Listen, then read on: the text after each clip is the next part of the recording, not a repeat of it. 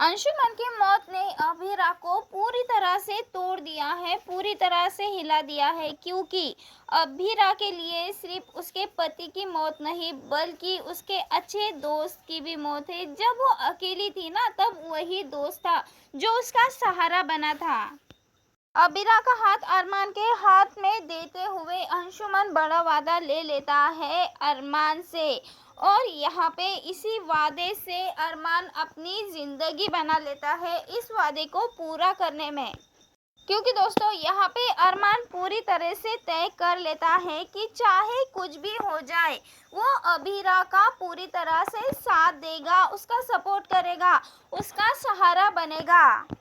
तो वही मायरा के भी आंखों में आंसू होते हैं, क्योंकि उसे यकीन नहीं होता है उसका फ्रेंड अब इस दुनिया में नहीं रहा। अब यहाँ पे हर तरह से अबीरा की ज़िंदगी में अंशुमन की यादें थी और उसकी मुस्कान। अंशुमन के मौत के बाद जब अबीरा को ये पता चला कि अबीरा प्रेग्नेंट है, तो ऐसे में अबीरा की पूरी दुनिया ही बदल जाती है। वो सदमे में चली। अबीरा को ये समझ नहीं आता है कि ये बच्चा उसके लिए वरदान है या फिर अभिशाप।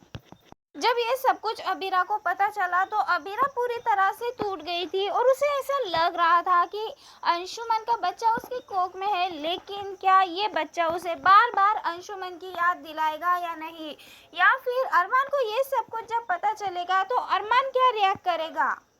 ये सारी की सारी बातें अब अरमान को बताने वाली है अबीरा। तब यहाँ पे अब अरमान कह देता है कि ये बच्चा अंशुमन की आखिरी निशानी है और मैं इस बच्चे को सिर्फ और सिर्फ स्वीकार ही नहीं करूँगा बल्कि इसे अपना अपना नाम भी दूंगा, इसे मेरे बेटी के तरह ही पालूंगा, इसका पापा बन के दिखाऊंगा। और ये सारी बातें सुनकर अबीरा के आंखों से आंसू निकल आते हैं। अरमान की ये बातें सुनकर अबीरा भी बहुत ज़्यादा खुश हो जाती है, क्योंकि उसे डर होता है कि कहीं अरमान इस रिश्ते को अब बोझ ना समझ बैठे।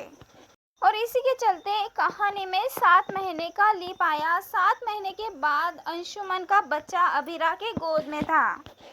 लेकिन अबीरा की प्रेगनेंसी इन सब में बिल्कुल भी आसान नहीं रही, क्योंकि हम सबको पता ही है बीएसपी के वक्त भी अबीरा प्रेग्नेंट थी, लेकिन उसने अपने बीएसपी को खो दिया था।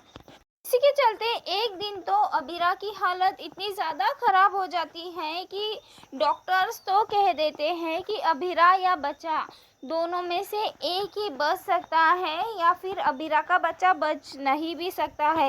लेकिन फिर भी अबीरा हिम्मत नहीं हारी और इन सब के बीच में अरमान मंदिर में जब तक अबीरा को होश नहीं आ जाता ना, तब तक मंदिर में ही बैठा रहा और वो भगवान से सिर्फ एक ही बात कहता रहा कि अगर कुछ आपको लेना है तो आप मेरी जान ले ले। और तभी एक बड़ा चमत्कार हो जाता है, अबीरा और बेबी दोनों भी बिल्कुल ठीक होते हैं। अरमान और अबीरा को दोनों को साथ में देखकर गीतांजलि काफ़ी जेलीसी फील कर रही है। तो ऐसे में गीतांजलि कह देती है कि ये जो अबीरा के कोख में बच्चा है ना, ये अरमान का नहीं बल्कि अंशुमन का है। जब सभी घर वाले अबीरा से सवाल करने लगे, सब उससे बुरा भला बोलने लगे, तब यहाँ पे अबीरा पूरी तरह से टूट जाती है। लेकिन तभी अरमान अबीरा की ढाल बनकर उसके साथ खड़ा रहता है, उसका सहारा बनता है। लेकिन गीतांजलि यहाँ पर नहीं रुकती, बल्कि गीतांजलि हर तरह से अबीरा और अरमान दोनों को नुकसान पहुँचाने की कोशिश करती है। वहीं दूसरी ओर गीतांजलि हर तरह से अबीरा और उसके बच्चे को खत्म करने की कोशिश करती है। लेकिन यहाँ पे मायरा को सारी सच्चाई पता लग जाती है और वो अपनी मम्मा और छोटू बेबी को बचा लेती है। और इसी घटना से यहाँ मायरा को पता चल गया कि गीतांजलि अच्छी नहीं है, बल्कि गीतांजलि बहुत ज़्यादा बुरी है। उसके मम्मा और पापा को दूर करना चाहती है, उनके छोटू बेबी की जान लेना चाहती है।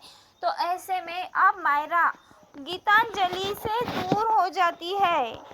क्योंकि उसे पता चल जाता है कि जो गीतांजलि है ना, वो हर तरह से उसके मम्मा और पापा को अलग करना चाहती है।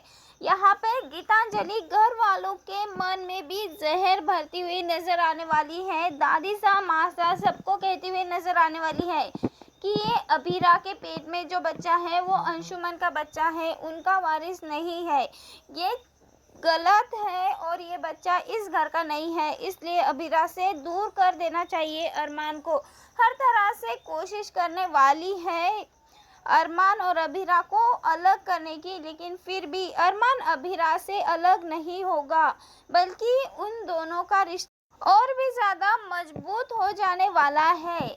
जी हाँ दोस्तों, क्या आप भी चाहते हैं अरमान और अभीरा दोनों और भी ज़्यादा करीब आ जाए? तो कमेंट में ज़रूर बताएं कि आप अभीरा और अरमान की जोड़ी देखना चाहते हैं या फिर अंशुमन और अभीरा। कमेंट में ज़रूर बताएं। मिलते हैं नेक्स्ट वीडियो में।